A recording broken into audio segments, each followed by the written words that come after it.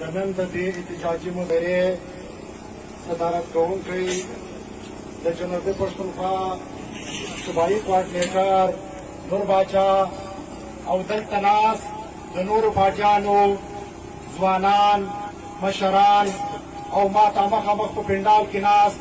د ټولو ځوانانو مشرانو په اجازه ملګرو کله چې هم پښتانه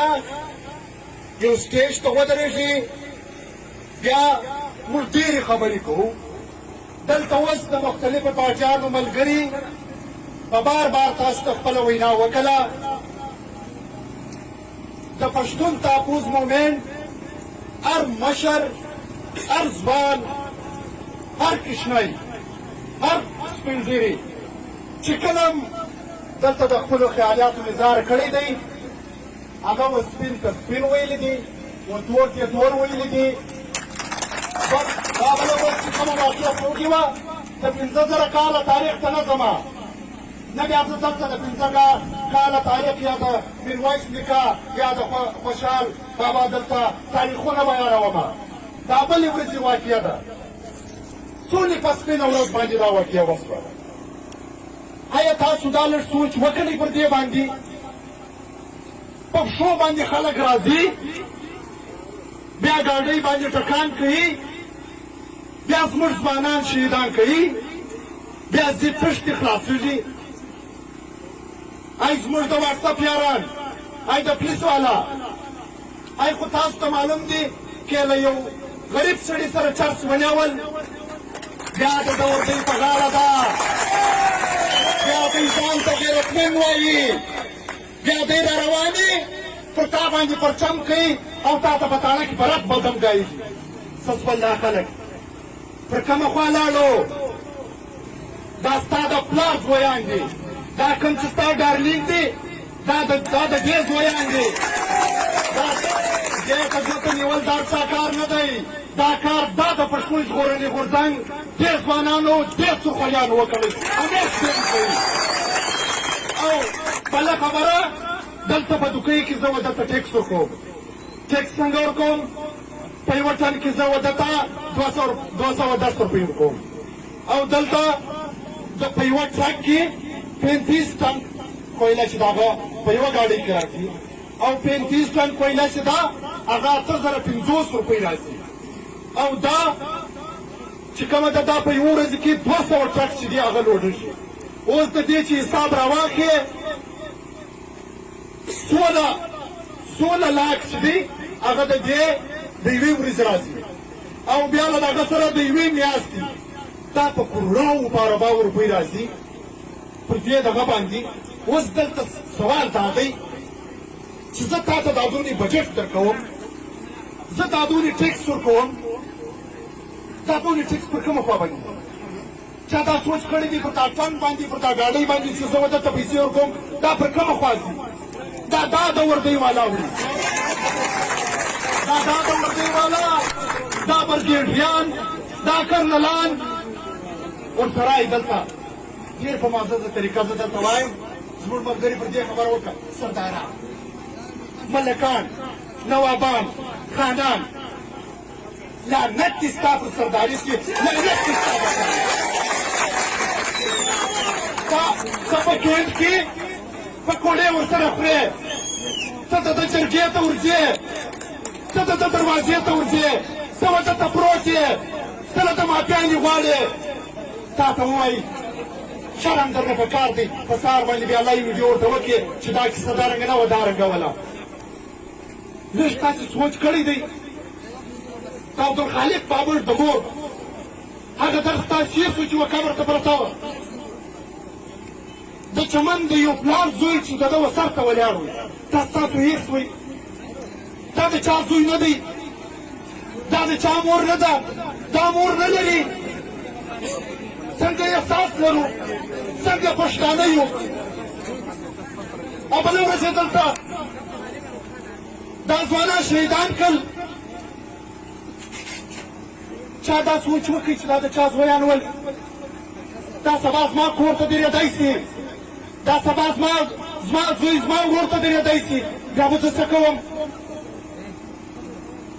زه و خان ته ناست یم، زه و نواب ته ناست یم، زه و سردار ته ناست یم چې د ګرد ژوند د انګریز سپینمول. دا ګرد ژوند د انګریز په چوپړ کې درکلی، بیا د وطا ته دا سرداري او دا خاني درکله، نن ته د دوی پر ولس باندې دا خاني زده کوې. ستا په یوه یې پایار باندې ستا یو یې پایار ستا پر مور کاټ کړه، دا په دې یې پایار د ځای مګونې وو. نه پښتانه نه د پښتون ژغورنې غورځنګ ملګري پر یوه یې پایار باندې ماپې اخي، نه پر یوه کیس باندې بیا ماپې اخي. تا نورلا ترین اتم میاشتې کښېنولی وي، ماښام یې بیا هغه خبره وکړه چې ستا کار دا د یې پایار دور دی.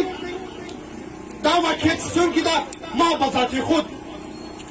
له مدمرې راونیسي بیا تر کشمیر صافي پورې دا غلامه میډیا چې کومه ده، دا د 2 روپۍ صافیان چې کوم دي په 2 روپۍ چې 50,000 روپۍ ته ناست دي، چې ده په 50,000 روپۍ باندې واټساپ په راوکړي. لعنت دې ستا پر دا صافت شي، لعنت دې ستا پر دا د ورنجاري حالونه چې وړې، دا جاسوسي چې کوې، ماښام په خپل ګریوان کې وګوره چې دا به بله ورځ ستا په کور در ننوځي، دا پنجابیان به بله ورځ ستا پر کوره پورې ورسېږي. د دې مخه پښتون ژغورنې غورځنګ نیولې ده. هلته زه چې کله په روزه کې د امی والا یوړم، ای زموږ د واټساپ یارانو په لاس ورکړم، بیا یې ویلې چې ته بیلې جوین کړه یا بیا ټي ټي پي جوین کړه. ستا څه خیال دی؟ هغه د پښتنو لیډرانو ته ښکنځل، هغه د پښتنو لیډرانو تذلیل چې تا کوئ، تا چې کوم د انسانیت تذلیل وکئ، دا زموږ له دا زړه وځي، کتل به هم نه وځي. په والله که د قیامت په ورځ هم ووتئ.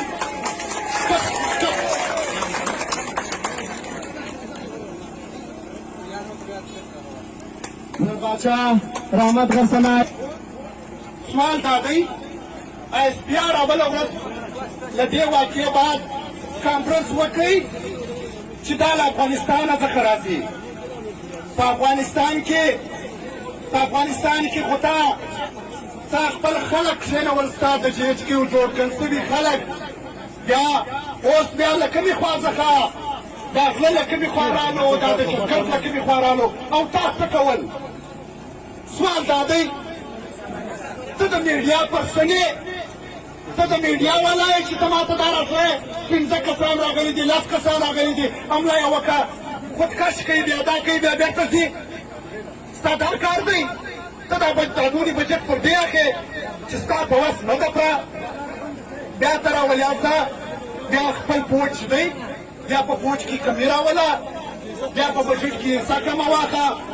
بیا دا شی بیا راسره وکړه، بیا دا د بل زویان په مړه کول بند کړه. او بله خبره اوس د دې چې غټ حال دی، دا لیاره به دا به موږ په څه طریقه بدلو؟ 2 لیارې دي موږ سره. یوه لاره دا ده چې دا کومه کویله چې دوی وړي، دا لیارې موږ ورته بندې کړو چې دا کویله به ته پنجاب ته نه وړو. که دلته 15,000 مزدوران بې روزګاره کړي شي، د ده په پنجاب کې 50,000 په دې باندې دوی خپله مزدوري کوي. د ده 50,000 مزدوران چې دي هغه بې روزګاره کړي چې زما هغه 15,000 کړي چې دا لاره ورته ونیسو، نه خان منو، نه نواب منو، نه سردار منو، نه ملک منو، نه بیا بل څوک منو چې تر هغو ته یې دلته باندې عبادت تېره کړئ. دویمه لیاره چې دلته کومه زموږ لخوا چې کومه بجلي دی جوړی وړي، دا بجلي موږ چې کاټ کړو چې تر هغو پورې نظر کوم چې تا ما ته امن نه یې راکړی، تا ما ته یو نټ ارزانه نه یې راکړی، تا ما ته خپل حق نه یې راکړی. کشمیریانو خپل حق څنګه ځینې واخلئ؟ په څه طریقه یې ورته وویل، ول په دا غرو کې به ستا قبرونه در جوړوو، ته له دا غرو څخه دا وسایل لوټې، ستا قبرونه به په دې دغه کې در جوړوو. په چمن کې کوم حالات روان دی، او په نورلایي کې ډېر په بخته سره دا شملور، دا کامپرسته خلک د ده د برګېډیر په جرګه کې ناست ول، بیا یې تصویران راووتل، بیا په بازار کې خړمخې ګرځېدل، بیا سرونه چوته کول. اوس راولیات وئ د MNA په پیسو باندې کوم چې کامپرسته د الکشن په نامه باندې وشکول، اوس یې په هغه باندې باړ رالی پر ځان باندې لګولی دی، یار یې پر ځان باندې باړ لګولی دی، بیا دیوالونه لګولي دي، بیا کارتار تار لګولي دي، بیا کیمرې لګولي دي، بیا بلپان لګولي دي، بیا هلته خپل سکیورټي فورسز کېنولي دي. دا به زما ستاسو حفاظت وي چې دوی په خپله ویرېږي، یو سړی چې په خپله ویرېږي هغه به ستاسو تحفظ وکړي. نو ملګرو خبرې د پښتون ژغورنې غورځنګ ملګري خبرې نه کوي. زموږ مشرتابه ناسته ده، هغه به تاسو ته د هر څه واضح تاسو ته اعلان وکړي چې دا لار اختیارول پکار ده. صرف خبرې کول عملي ګام اخیستل پکار دی. پښتون ژغورنې غورځنګ یو منظمه تنظیم جوړوي چې کله موږ یو مضبوطه تنظیم ولرو، په هغه تنظیم به بیا په یوه کال باندې زموږ د مشر په یوه کال باندې به بیا موږ چې کوم ځای غوښتي هغه ځای به بندولی شو. دا به منظمه تنظیم کړي